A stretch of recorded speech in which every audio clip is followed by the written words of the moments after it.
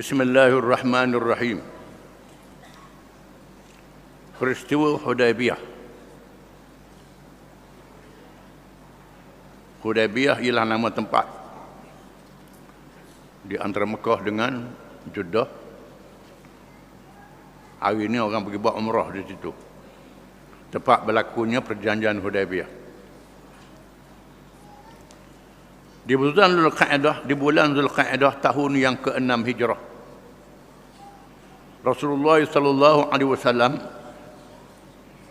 telah mengambil peluang di bulan haji itu mengerahkan para sahabat bersedia untuk ke Mekah kerana menunaikan ibadat di tanah mulia itu setelah beberapa tahun mereka dihalang kerana permusuhan yang dilakukan oleh musyrikin Mekah yang berkuasa di tanah haram yang mulia itu. Nabi yang berhijrah ke Madinah sangat rindu pada tanah airnya Mekah, termasuk sahabat-sahabat kalangan muhajirin sangat rindu kepada Mekah. Nak masuk tak boleh kerana dikuasai oleh orang-orang kafir musyrikin. Bulan Zulqa'dah tahun ke-6 Hijrah, Nabi membuat keputusan untuk pergi ke Mekah. Langkah ini diambil memandangkan perkembangan Islam yang pesat di kalangan kabilah-kabilah Arab. Sama ada mereka masuk Islam secara benar-benar beriman atau berpura-pura kerana takut. Tahun ke-6 Hijrah ni banyak kabilah yang sudah masuk Islam. Sama ada ikhlas ataupun masuk Islam kerana takut. Di samping perkara Islam diketahui oleh masyarakat Arab seluruhnya dan menyebabkan timbulnya keraguan terhadap agama menyembah berhala. Keadaan ini mengamankan negara Islam daripada gangguan kabilah-kabilah Arab yang kelihatan berani, kecuali Yahudi Khaybar. Manakala Quraisy di Mekah pula masih terus menunjukkan sikap bermusuh. Masa itu negara Islam sudah menunjukkan kehebatannya. Kabilah-kabilah Arab banyak yang geruna pada Islam dan kerajaannya, kecuali dua tempat yang masih tajam permusuhannya. Yang pertama, Khaybar dikuasai oleh orang Yahudi dan Mekah dikuasai oleh orang musyrikin. Maka tindakan utama di peringkat ini ialah menghilangkan pengaruh Quraisy dan kekuatan mereka bagi meletakkan penyebaran Islam lebih terjamin daripada gangguan-gangguan. Maka perlu diuji sejauh manakah sikap mereka sekarang. Adakah ingin meneruskan peperangan dengan menghalang orang ke Mekah, dengan ini memberi kekuatan hujah golongan beriman. Mekah adalah negeri yang aman, diisytiharkan oleh Ibrahim alaihissalam. Mengikut adat di zaman jahiliyah, tak boleh halang orang nak pergi ke Mekah. Maka Nabi mengambil langkah untuk menunjukkan kekuatan. Itu yang pertama. Yang kedua, menguji mereka sejauh mana permusuhan mereka terhadap Islam. Rasulullah SAW juga telah bermimpi memasuki Mekah bersama para sahabat radhiyallahu anhum, memasuki Masjidil Haram, mengambil kunci Kaabah, bertawaf dan berumrah. Di antara mereka ada yang bercukur kepala dan ada yang bergunting. Mimpi seorang Rasul itu adalah wahyu dan mimpi benar. Rasulullah SAW memberitahu para sahabatnya, maka alangkah bergembiranya mereka dengan menyangka bahawa mereka berjaya masuk ke Mekah pada tahun ini juga. Nabi menceritakan dia bermimpi masuk ke Mekah dengan sahabat-sahabat dia dan bertahlul ada yang cukur kepala, mimpi buat umrah. Mimpi seorang Nabi adalah wahyu daripada Allah. Macam mimpi Ibrahim alaihissalam. Perintah menyembelih anaknya, kemudian dinasahkan oleh Allah. Mimpi Nabi tak boleh sama dengan mimpi orang lain. Di mana ruh Nabi tak boleh ditembusi oleh tipu daya syaitan dengan mudah. Bila Nabi bermimpi masuk Mekah, beritahu ke sahabat, sahabat yang beriman, percaya pada Rasulnya, percaya pada Allah, ini mimpi yang benar, mesti berlaku. Rasulullah SAW keluar bersama-sama dengan angkatan yang berjumlah 1,400 orang. Setengah ulama menyatakan 1,500 orang. Bersamanya Ummul Mukminin Ummu Salamah radhiyallahu anha, dan menyerahkan urusan Madinah di masa ketiadaannya kepada Ibnu Ummi Maktum, Abdullah bin Maktum, atau mengikut satu riwayat yang lain Numailah Al-Laitsi. Nabi buat keputusan pergi ke Mekah, diikuti oleh 1,400. Satu riwayat kata 1,500 orang sahabat. Nabi dan isteri dia Ummu Salamah radhiyallahu anha ikut sekali. Dan Nabi mewakilkan pemerintahan Mekah pada Abdullah bin Maktum, sahabat yang buta, yang terkenal, turun wahyu abasa wa tawalla. Mengikut riwayat yang lain, Numailah Al-Laitsi ditugaskan menjadi amir di Mekah. Mereka keluar dengan tidak membawa senjata untuk berperang, tetapi membawa senjata biasa dalam perjalanan, iaitu pedang yang diletakkan di dalam sarungnya, dan mereka berihram untuk mengerjakan umrah dan mengisytiharkan tujuannya bukan untuk berperang. Walaupun demikian, langkah-langkah keselamatan perlu juga diambil. Di antaranya menghantar pengintip dari kalangan kabilah Khuza'ah. Nabi memerintah sahabat dia bawa senjata ringan saja. Pedang dalam sarung, bukan pedang untuk berperang, tidak ada panah. Senjata untuk jaga diri, masing-masing senjata kecil saja. Walaupun Nabi berjaga-jaga dengan menghantar pengintip daripada kabilah Khuza'ah. Khuza'ah ialah kabilah Arab yang rapat dengan anak beranak Nabi SAW sejak zaman belum jadi Rasul lagi. Dengan datuk nenek dia, Khuza'ah ni. Apabila mereka sampai di Asfahan, nama tempat, tiba-tiba mereka diberitahu bahawa orang-orang musyrikin Mekah berusaha untuk menghalang mereka menunaikan ibadat di tanah haram, walaupun dengan menggunakan kekerasan. Tiba-tiba dapat maklumat Quraisy akan menghalang dengan menggunakan kekerasan. Maka Rasulullah SAW bermesyuarat dengan para sahabat radhiyallahu anhum. Abu Bakar radhiyallahu anhu mengemukakan pendapatnya, Allah dan Rasulnya yang lebih mengetahui. Saya berpendapat bahawa tujuan kedatangan kita bukanlah untuk berperang, tetapi untuk mengerjakan umrah. Sekiranya mereka menghalang, maka kita memerangi mereka, kata Abu Bakar. Kita masuk juga ke Mekah, kalau mereka halang, kita lawan walaupun dengan pedang, kata Abu Bakar. Usaha menghalang. Adapun pemimpin-pemimpin musyrikin pula, pemimpin kafir Mekah, apabila mendengar berita keluarnya Rasulullah SAW dari Madinah untuk datang ke Mekah, mereka mengadakan mesyuarat tergempar. Mereka mengambil keputusan bahawa rombongan itu mestilah dihalang daripada masuk ke Mekah dengan apa cara yang mesti dilakukan. Mereka buat keputusan mesti sekat yang benda masuk. Di antaranya mereka menyediakan satu pasukan tentera berkuda yang dipimpin oleh Khalid bin Al-Walid. Khalid Al-Walid, seorang panglima yang handal, yang masih kafir lagi, tak masuk Islam lagi.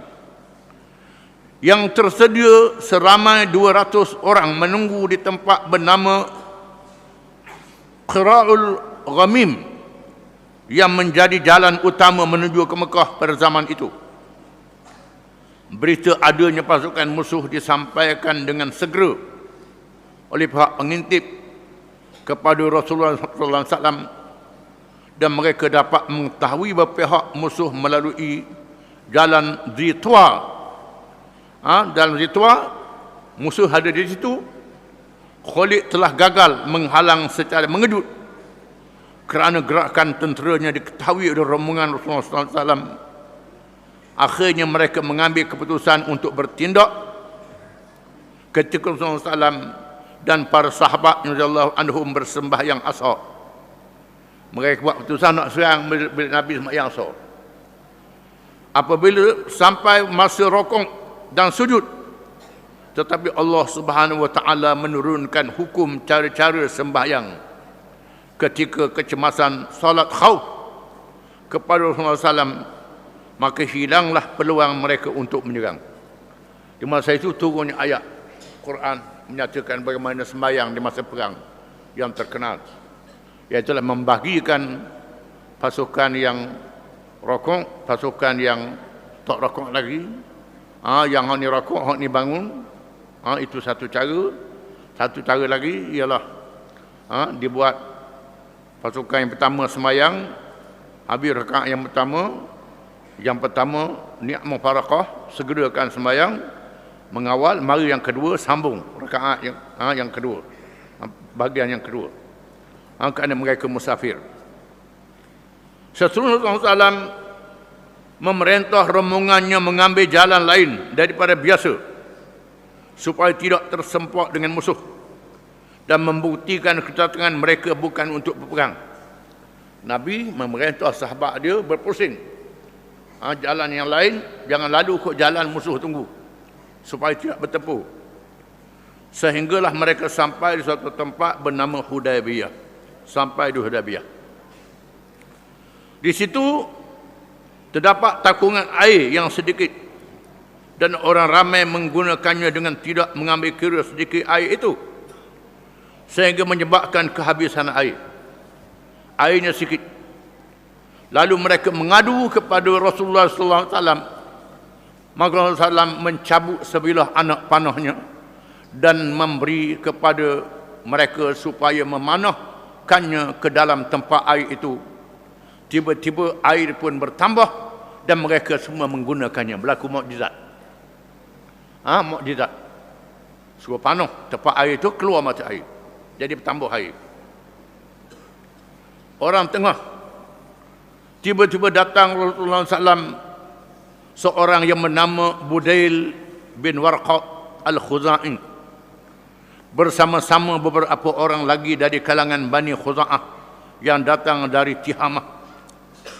Budail bertanyakan Rasulullah SAW, apakah tujuan kedatangannya?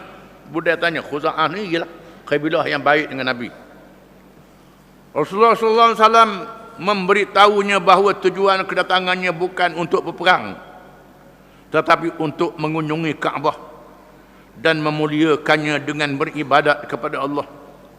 Dan biarlah kami memasuki Mekah seperti orang-orang lain, tetapi orang-orang musyrikin Mekah dahgakan darah dan mahukan peperangan. Kalau itulah yang mereka mahu, maka kami bersedia untuk melakukannya. Kalau mereka nak perang, kata Nabi, kami sanggup. Budail berkata, biarlah aku memberitahu mereka tujuan kedatangan kamu itu. Budail nak jadi orang tengah. Biar aku jumpa dengan pemimpin mereka, beritahu bahawa kamu mari bukan berperang. Dia ni tak Islam lagi. Tak Islam. Apabila Budail memberitahu kepada pemimpin musyrikin Mekah akan tujuan kedatangan Rasulullah SAW, berbelah bahagilah pandangan penduduk Mekah. Mereka berbelah bagi sama mereka. Ada yang menyatakan jangan layan, dan yang waras pemikirannya berkata biarlah kita dengar dahulu tujuannya yang sebenar. Akhirnya mereka bersetuju menghantar utusan, iaitu seorang bernama Mikraz bin Habs apabila sampai ke tempatnya, Rasulullah SAW melihatnya, maka ia bersabda, inilah seorang yang tidak boleh dipercayai, kata Nabi. Tak percaya Ustaz ni. Apabila ia datang, maka Rasulullah SAW bersabda kepadanya seperti yang diucapkan kepada Al-Hadis. Kemudian dia pun berkata, Subhanallah, tidak patut sekali-kali mereka dihalang daripada datang ke Baitullah. Lalu dia pulang menemui kawan-kawannya dan menceritakan apa yang ia lihat. Kemudian ia menemui pemimpin Quraisy dan menyatakan kepada mereka adalah tidak patut mereka dihalang daripada datang ke Mekah. Dia tengok Nabi bersedia dengan sahabat-sahabat dia nak perang, dia pun datang. Tak boleh halang. Benar dia masuk. Akhirnya mereka mengambil keputusan menghantar Urwah bin Mas'ud As-Saqafi, orang yang dipikirkan pintar berunding. Apabila Urwah datang menemui Rasulullah SAW, ia juga dijawab sebagaimana jawapan yang diberi kepada orang lain. Lalu Urwah pun menyatakan kepada Rasulullah SAW, hai Muhammad, apakah katamu kalaulah berlaku kamu membinasakan kaummu sendiri? Adakah kamu mendengar pernah berlaku di kalangan bangsa Arab ini orang yang membinasakan keluarganya sendiri? Kata Urwah, kalau inilah yang berlaku, nescaya orang ramai akan lari daripadamu. Kalau membuat begini, orang ramai dah ikutmu. Jangan buat begini. Urwah ni nasihat Nabi, jangan serang Mekah. Lalu Abu Bakar As-Siddiq radhiyallahu anhu menjawab, celaka sungguh awak ini, adakah kami juga akan lari daripadanya? Kami mulai berislam? Tidak sekali-kali. Urwah bertanya, siapakah dia? Lalu diberitahu kepadanya, itulah dia Abu Bakar. Padahal dia sudah mengenalinya, dia kenal dah Abu Bakar, saja tak kenal. Kemudian dia bercakap sambil tangannya memegang janggut Rasulullah SAW. Lalu Al-Mughirah bin Syu'bah radhiyallahu anhu memukul tangannya dengan sarung pedang setiap kali dia cuba memegang janggut Rasulullah SAW dan berkata, jauhkan tanganmu dari janggut Rasulullah. Urwah bertanya, siapakah dia? Lalu diberitahu, itulah Al-Mughirah bin Syu'bah. Padahal Al-Mughirah ialah anak saudaranya sendiri. Dia buat tak kenal. Kemudian Urwah bin Mas'ud pun pulang membawa kegagalan. Tetapi dia memberitahu kepada pimpinan Mekah, demi Allah aku pernah menemui raja-raja Rom, Parsi dan Habasyah. Demi Allah aku tidak lihat raja itu disanjung dengan membesarkannya seperti sahabat-sahabat Muhammad melakukan kepada Muhammad. Demi Allah, kalau dia mengeluarkan kahaknya, malaikat kahak itu jatuh ke dalam tapak tangan salah seorang daripada mereka, lalu diletakkan di kulit dan mukanya. Apabila ia menyuruh mereka berlumba-lumba untuk menunaikan suruhannya, apabila ia berwuduk, mereka seperti hendak berperang kerana berebut-rebut untuk mengambil air wuduk. Kalau dia bercakap, semuanya diam. Dan kalau bercakap, mereka merendahkan suara kerana menghormatinya. Dan mereka tidak merenung tajam kepadanya kerana menghormatinya. Dia mengemukakan sesuatu rancangan baik untuk kamu, maka terimalah, kata Urwah. Tetapi pemimpin miskin Quraisy terus berkeras, tak mau terima. Urwah ni masa Fathu Makkah dia masuk Islam. Kita baca kisahnya.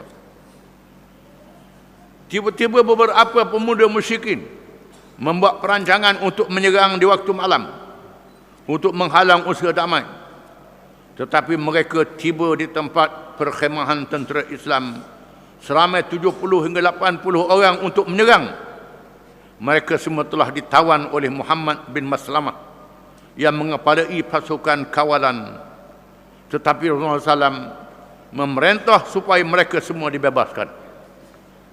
Mereka datang pasukan, pemuda Mekah datang nak serang, Muhammad bin Maslamah dengan pasukan dia tawan pemuda Mekah dia. Dan Nabi suruh bebaskan. Bersempena dengan peristiwa ini Allah menurunkan firman-Nya, wa huwa alladhi kafa aydiyahum ankum wa aydiyakum anhum bi batni makkah min ba'di an arsalnakum alaihim wa kana Allahu bima ta'maluna basira. Humul ladzina kafaru wa saddukum 'anil masjidil haram wal had ma'kufan an yablugha mahillah. Suratul Fatah ayat 24 hingga 25. Dan dialah yang menahan tangan mereka dari membinasakan kamu dan menahan tangan kamu dari membinasakan mereka di tengah kota Mekah setelah Allah memenangkan kamu atas mereka. Dan adalah Allah itu melihat apa yang kamu kerjakan. Mereka lah orang-orang yang kafir yang menghalangi kamu dari memasuki Mekah, memasuki Masjidil Haram, dan menghalangi binatang kurban sampai ke tempat penyembelihan. Allah Ta'ala turun ke ayat dalam surah Al-Fatah. Memilih utusan. Kemudian Rasulullah SAW membuat keputusan untuk menghantar utusan ke Mekah untuk menyatakan tujuan kedatangannya. Wallahu a'lam.